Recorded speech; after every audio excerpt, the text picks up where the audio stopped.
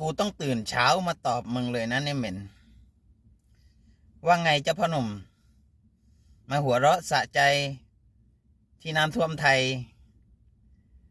กูจะบอกอะไรให้นะ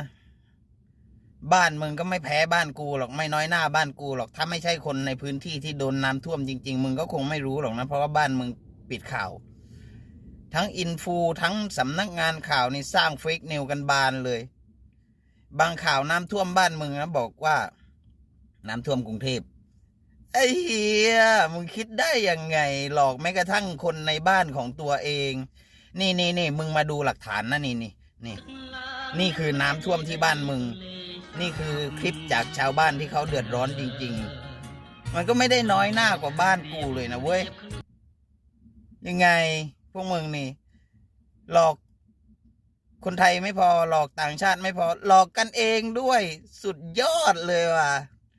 ไอ้สัตว์